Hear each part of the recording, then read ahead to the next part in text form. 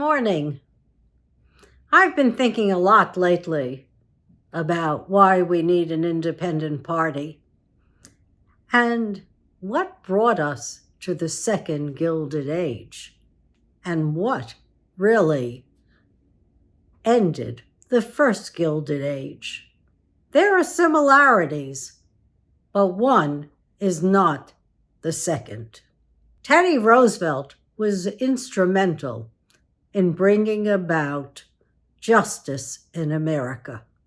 He cared deeply about Americans and the American people. He cared so much that even after having promised that he was not going to run again after his 1.5 terms, he formed the Bull Moose Party so he could indeed run. Irrespective, Teddy Roosevelt was instrumental in bringing about change to the American citizens. He saw how people were being abused. In those days, U.S. Steel was very powerful. Carnegie went overseas so that Frisk could put down the Union Rebellion at U.S. Steel.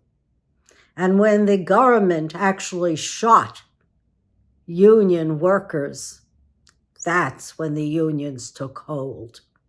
And Teddy Roosevelt was there to back labor.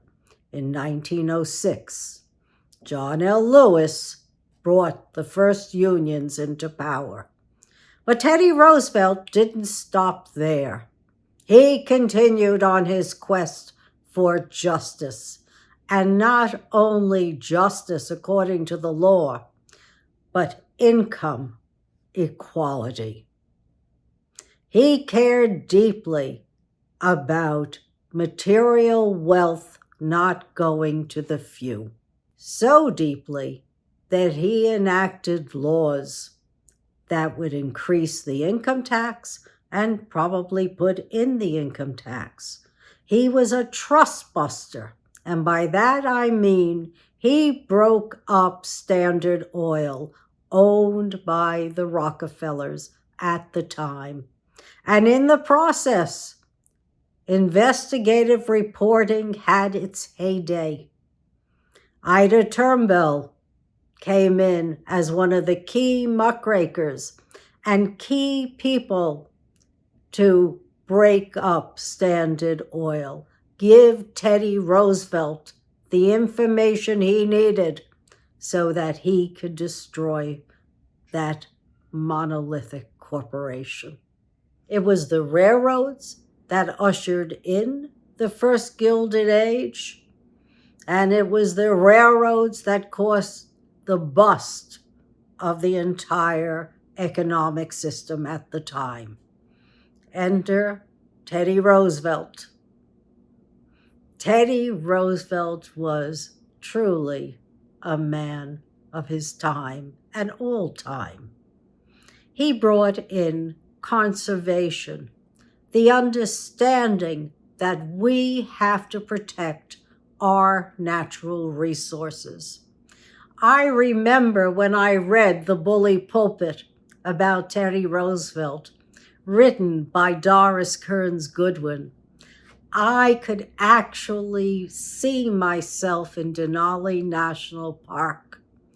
I couldn't wait to get there. Of course, his caravan, when he went, it included Henry Ford, it included Thomas Alva Edison, and other luminaries of the time. When I got to Denali in 2019, what a disappointment. As I traveled along the only road that is allowed to tourists today, and then only really by luxury motor car, approved by the Alaskan Vacationers Association of some sort, was I allowed to go into the park. There's 90 miles of desolation. There's no water in Denali National Park. concrete industry has destroyed the fish and the flowing waters that I could see. It was wonderful. Did I see bear? Yeah. Did I see eagles? I did. But when you go to the prescribed rest areas, it's like looking out at a desert. There's nothing. You can't even wash your hands in Denali National Park. I think Teddy Roosevelt would weep at this occurrence. And that's what you see in our time. Used to be magnificent. We've managed to destroy it. So, Teddy Roosevelt, he was a progressive. As we think of progressives, I don't know if you think of them at all today or where they stand, but Teddy Roosevelt was a good Republican. And he loved our country and our people. And he was interested in providing a welfare state back in 1906. So he was ahead of his time. He also gave us the Museum of Natural History, and he advanced the public welfare. I think he's one of the great presidents to be remembered because he ushered in a new era of concern for we the people and labor. The next president is, of course, FDR. I will have to say that Woodrow Wilson, with his League of Nations and his far-reaching desire to have a cooperative foreign policy, he too was memorable in history. But FDR took the Gilded Age and literally skewered it after all the other presidents had brought us the Okies, the dust storms, and the tremendous unemployment and crash of 1929. In FDR's first 100 days, he ushered in the National Recovery Act to encourage competition. He put in the FDIC to save the banks and protect our money in the banks so that there would not be a run on the banks and that banks could reopen safely after the crash. He put in the National Labor Relations Board so that unions could negotiate in peace and they could have really good wages and hours of working. That was so important to FDR. He put in the public works programs where he gave money directly to the states so that they could fund jobs in their states for construction of roads and buildings and whatever else was required at the time. He put in something called the CCC, which was the conservation program that we still use today, because I don't think that when I went to all the national parks, they had the hallmark of the WPA and the CCC. Millions of men were housed and fed in the national parks. Millions who would have been on bread lines would have starved.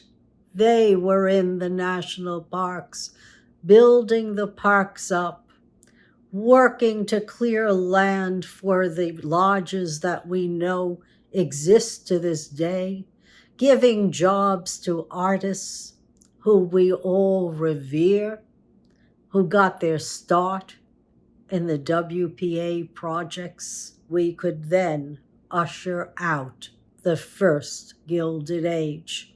and finally see a more equal nation for all of us.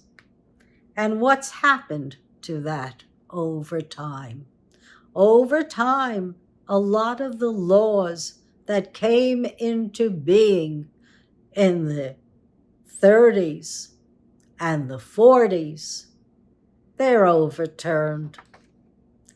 NLRB has weakened. All of the laws supporting labor have weakened. And now we're faced with new technology that is controlling our airspace and our time. And truthfully, we're not prepared. The beautiful thing about the 40s, the 50s, the 60s, the 70s, and even some of the 80s was America invested in research and development. I know because as a young woman, I invested in Lucent Technologies. And I remember when Bell Labs supported one of my friend's kids to go through an undergraduate program at Stanford, a master's, and a PhD with no strings attached. When I went back to school in the beginning of 1971 for my master's in biochemistry, I was 100% supported by NIH, and I had a teaching fellowship where I was part of teaching in the lab. And I got, I'll never forget it, a $4,000 stipend. I also got a National Science Foundation or a National Institute of Health grant when I went for my PhD so that I could do research on calcium at Cornell. I was the only woman in the Cornell Medical School's PhD program at the time. But all these things happened in the early to middle part of the 20th century. And then America changed. Didn't change for the better. Not for we the people. Not for the lower and middle classes. No siree, it never did. Instead, there was a group of people who decided nothing was more important than business. Business über alles, as the Germans would say. Business over everything. As if business and corporations had a heart and a soul and bled like you and me and cared about people. Well, they did for a time, but no longer from what I see. And that's where we differ in the Second Gilded Age. In the Second Gilded Age, corporations have no heart nor a soul. Artificial intelligence is biased, and we know it. And we have a Congress that is ill-prepared, ill-equipped, and not educated enough to deal with the Second Gilded Age. Plus, there's conflicts of interest all over. If you're funded by the corporations that you want to rein in, how can you then be impartial to what they're doing? You can't. And so we the people are no longer the constituents of the federal, state, and local governments. The corporation is. And the big, hefty billionaires and the big money people who do nothing and earn a living anyway. They're the constituency, not us. And that's why I say we have to overturn the status quo. And if it means a third party, I'm for a third party, because time is not on our side. The time to act is now, before the 2024 elections. Thank you.